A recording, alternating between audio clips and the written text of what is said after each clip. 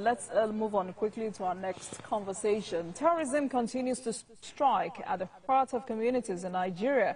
In another tragic incident, Lakurawa terrorists have gunned down 3 staff of a leading telecommunication firm in Kebbi State. Reports revealed that the terrorists invaded a construction site at Gumki village in Arewa local government area of the state, where the deceased were installing a surveillance mast for the Nigeria Immigration Service. Sadwan Beadoye. It's a very sad story to start the new year with. You can see that this group operates in the 2 states, Sokoto and Kebbi. And just like we have said, that it's not a new group. But we need to be very honest with ourselves about the nature and character of the conflict we are seeing. It's not just enough to talk about dealing with terrorists and then such vague words, oh, terrorists, go and kill them. We must understand the underlying historical, political, and economic factors, the dynamics of what is going on in the Northwest. And I say without fear of contradiction that what is going on in the Northwest is, to a large extent, conflict between the Fulani and the Hausa people. These people have been historically brothers until even the 1804 jihad that took place, led by Madam Fodio, a very intelligent man who wrote so many books, leading faithful in the Islamic revolution. When that 1804 jihad took place, a lot of Hausa people were also part of it because they wanted the Hausa abbeys, who are tyrannical, to be removed. Having removed these people, what we had a situation where the Fulani people became the ruling class in terms of control of spirituality, culture, and politics. And that lasted for a very long time, and it's still happening even up to today. So I think the leaders in the country, both Hausa and Fulani leaders, they did not manage this situation very well. They assumed that, oh, everything is okay. And you can see that we have a kind of molten magma that is about to explode, that we have been trying to suppress for so many years. The issue at hand is about issue of land, of resources, of people who see themselves as indigenous people, and some people as strangers, which was an issue that was never raised for the over 200 years of the jihad. So if this issue is coming up now, it's a failure of leadership on the part of the Fulani and Hausa leaders, and also on the part of the Nigerian leaders.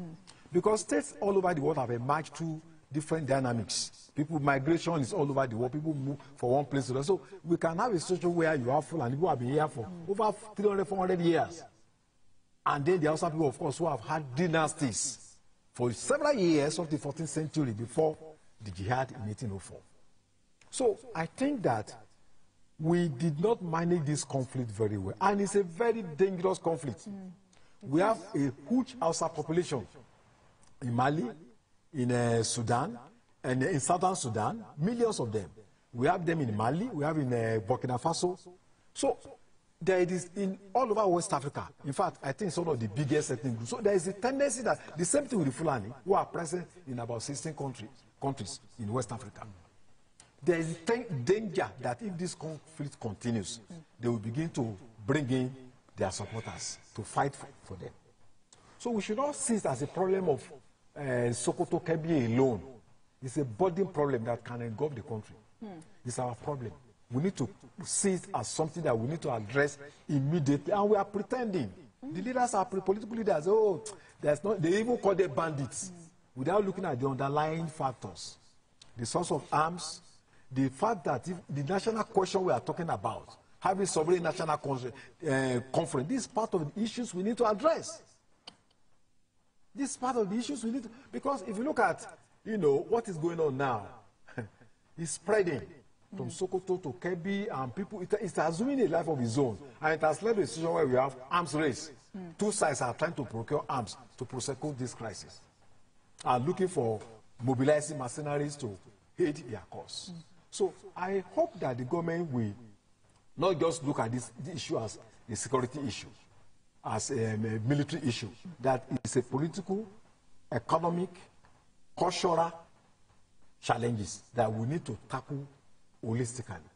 And we must realize that it's a big problem that can spread to the whole of the North. It's very unfortunate that for the first time, there's cleavage, there's division between Hausa Fulani. You know, we should not be happy about it. It's not good for us.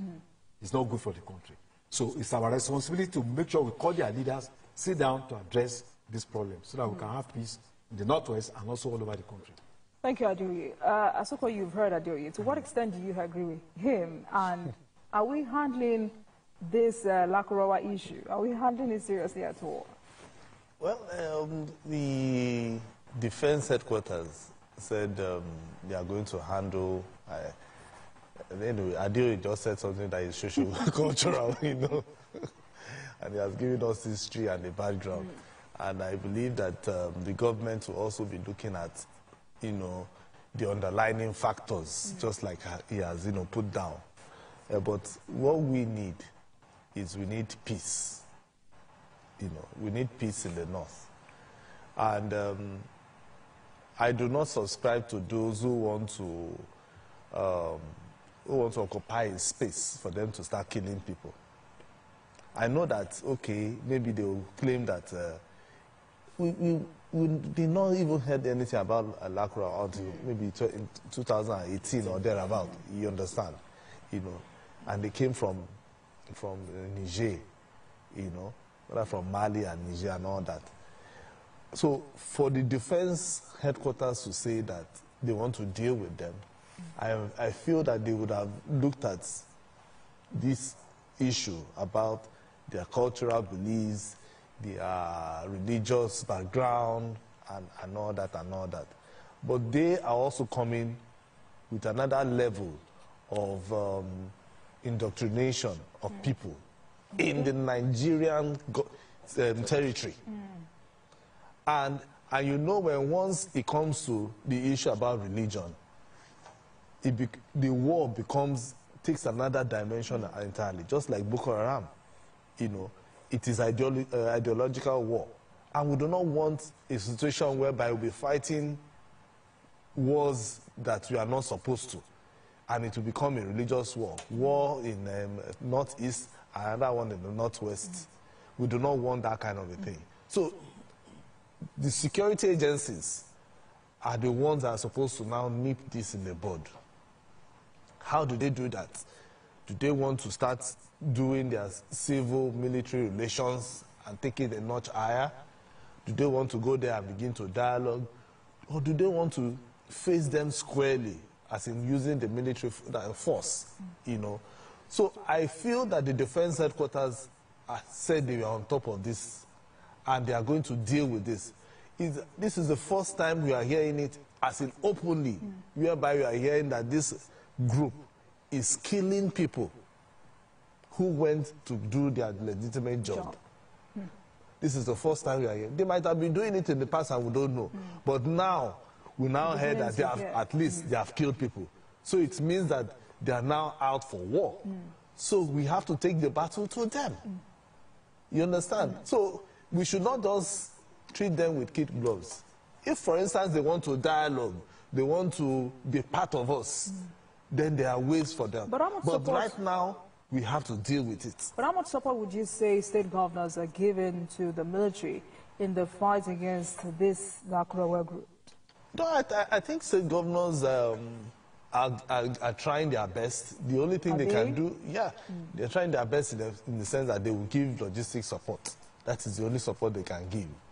I've not heard about Sokoto giving support or Kebbi giving support to the military, because the Lakurawa issue is not like Boko Haram that we heard that Borno state government is really pumping in money, giving all the support. So the defense headquarters need to now open up a full operation in these two states, Sokoto and Kebbi, because that is where they are. Just like we have operation that we had then, Operation Lafia Dole back then, and they have changed it to Adikai or whatever. Yeah, you know, they need to now get another operations for this particular state, these two states, which is Sokoto and Kebbi, and deal with this situation before it gets out of hand. All right, Sadiq, your final take on this before we move on. Well, we continue to say, yes, they are from Mali, that is true. But the fact of the matter is that local communities in Gudu and Tangaza and Sokoto State were the ones that invited them to fend off the other attacks coming from the Hausa people. But they have done their jobs, let them leave. Yeah, in fact, they had disagreement with the community leader, even killed one of the community leaders. You know, so they have established their dominion now. And I believe that we need to move very fast so that we can resolve this problem. There's no need for us to be happy if our brothers are not at peace, because we are in one country. Gentlemen, thank you.